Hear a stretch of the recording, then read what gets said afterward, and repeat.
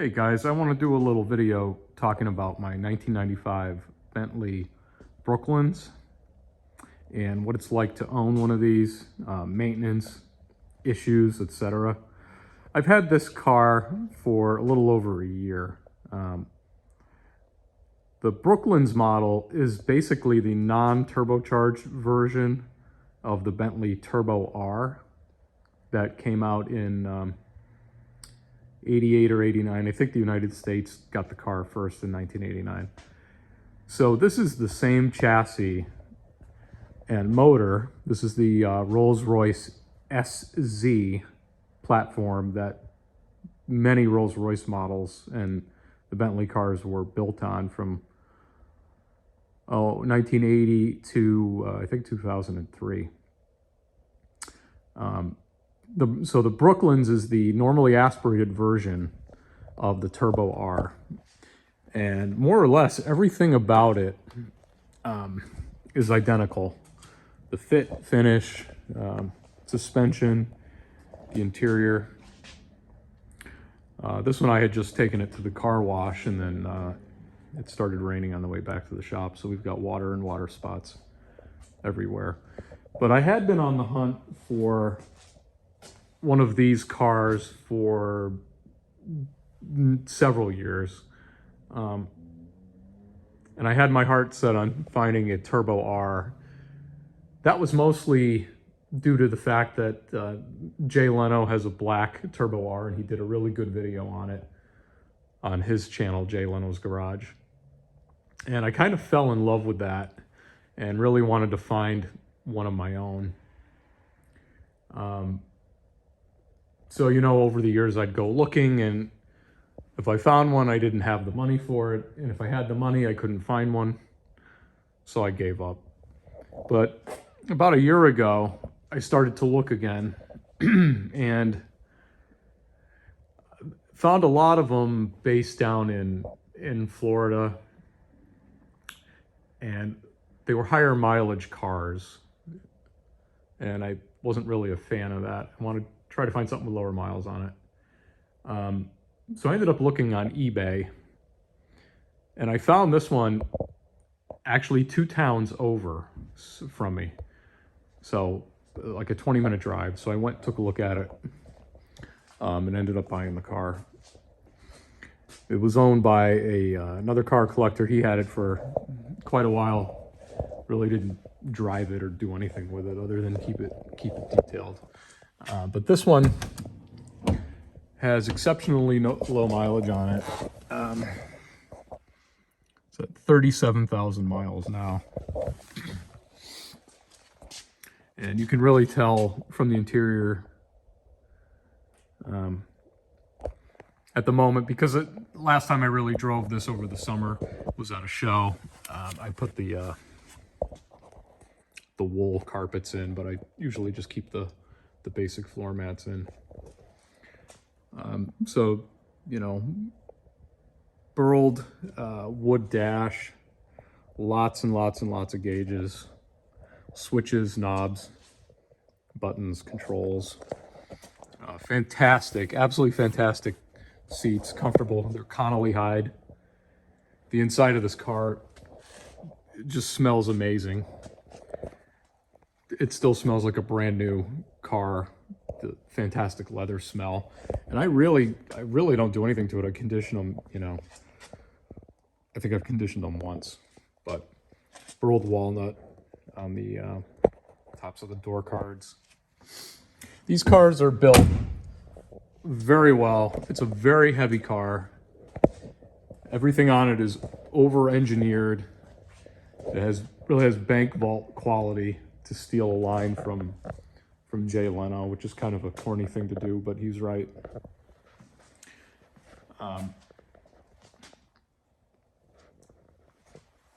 Maintenance-wise, a lot of people think, well, it's a British car.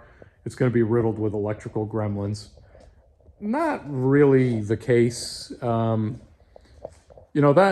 whole Lucas Electric bad wiring thing goes back to the Triumphs, the MGs, Austin Healey, that kind of thing. That's not really always been the case with the more modern English cars. You know, this one, I think the biggest issue really electrically that I have that I need to sort out is these front seats have computers on them. So under the bottom cushion, there's an ECU for each seat, basically for the memory.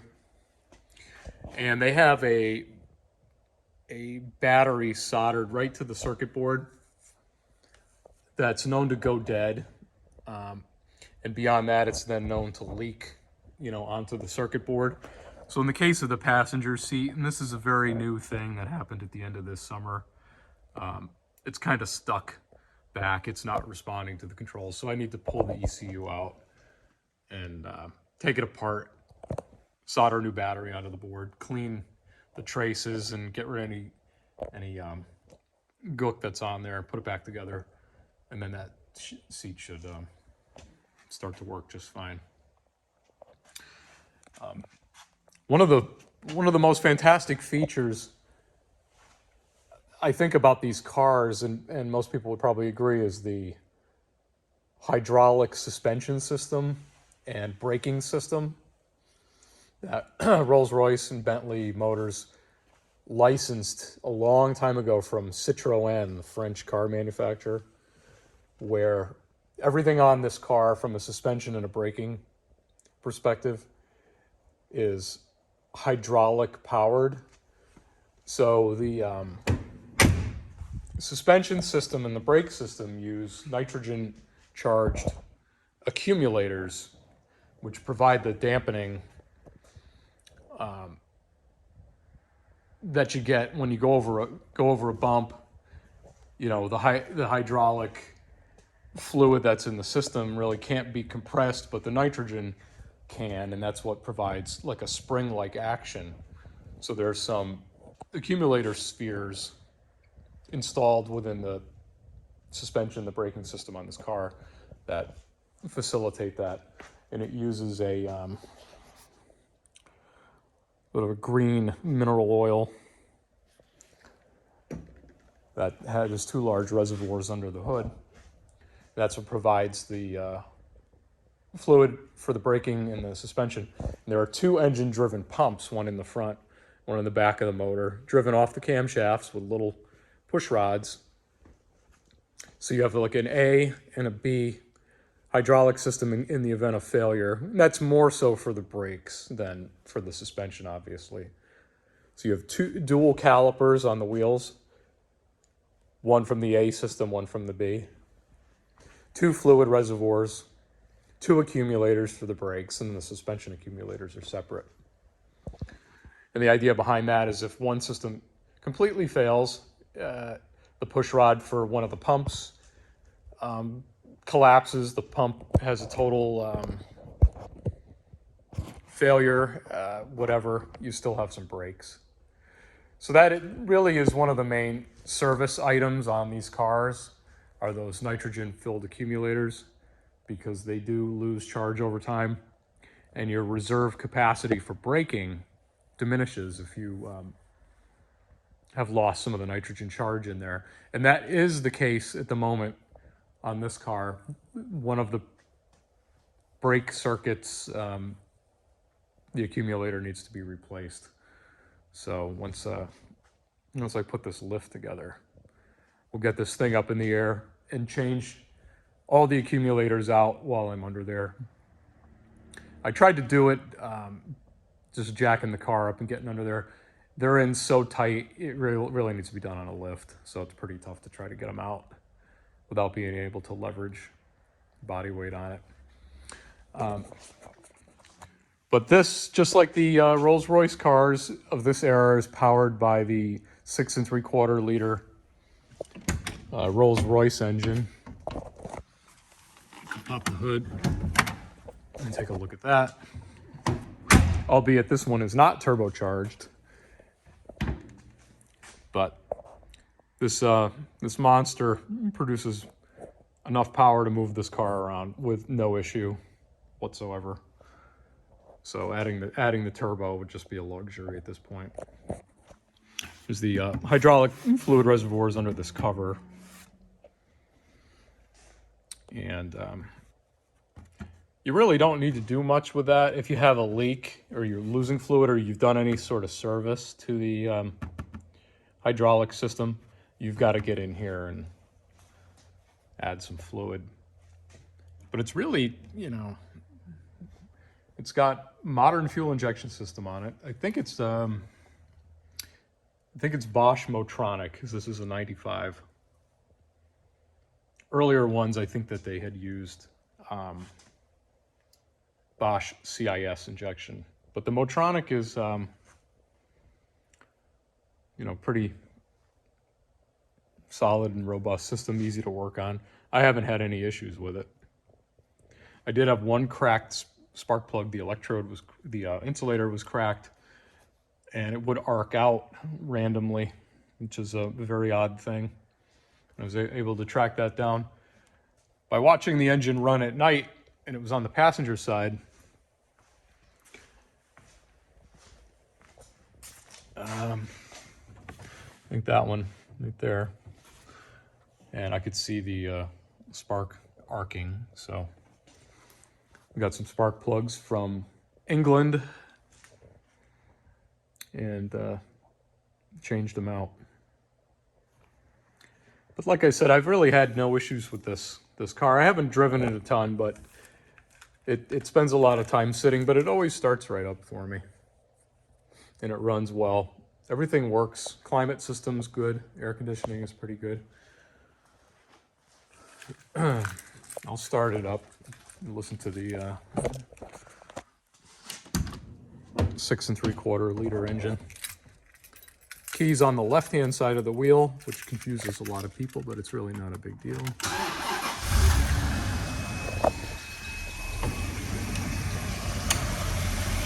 Nice and quiet. Smooth as anything.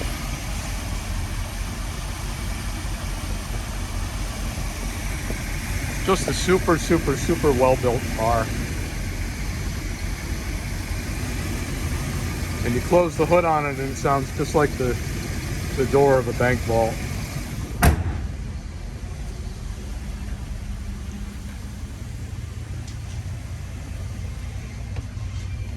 Inside here, put on some lights and turn the radio off so we don't get in trouble for that. I mean, you've got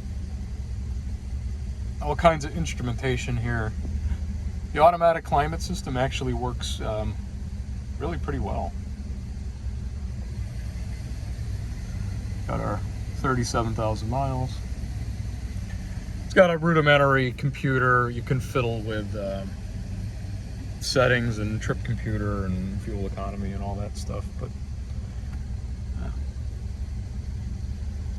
got light switches and buttons galore, all the seat controls. Granted, our passenger side's not working, but this car has kind of a, well, a lot of European cars do. You got a regular horn, but you also have an air horn, which is just fantastic for scaring all the neighborhood kids when you drive by and they wave at you. Lots of opera pulls for all the vents. Just gorgeous, gorgeous, gorgeous interior.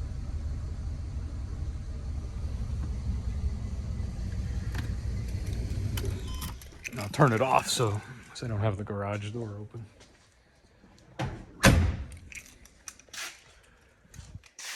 But you can find really nice examples of these cars. Well maintained,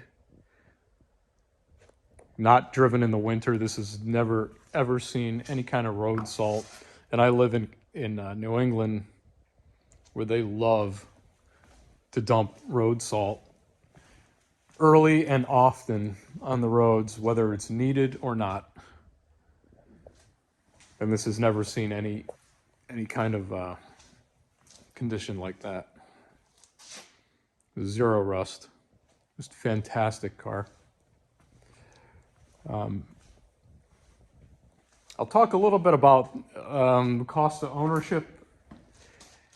You know, if you do maintenance yourself, it's going to be, you know, your oil changes. Everything's expensive parts wise for this. A lot of things have to come from England, but it's not the end of the world. If you're going to own one of these, you're going to expect to have some higher than normal maintenance costs. It's really not a big deal. You know, oil filters I think are $70, and it's probably just a Wix filter that they painted black and wrote Bentley on it. But it is what it is. If you want to keep the car correct, you get the right filter. In fact, I have some of the parts for it kind of sitting over here. There's the overpriced oil filter. This for a while was really hard to find, the LHM mineral fluid for the hydraulic system. So when I found it, I bought probably more than I would ever use. Wildly overpriced spark plugs that are hard to get. And I did get belts for it. I do get even though it's low mileage on the car, it is almost 30 years old, and I think the belts are all original.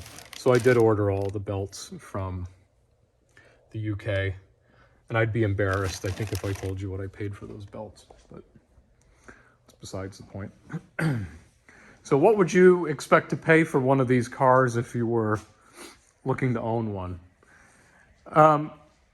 You know, whether it's the Rolls-Royce or the Bentley version of it, they are out there. They usually have a good amount of miles on them at this point, you know, 100,000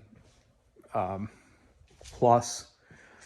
And those I think you can find for around $15,000 is usually the number I see if I see these pop up on Marketplace or anything like that.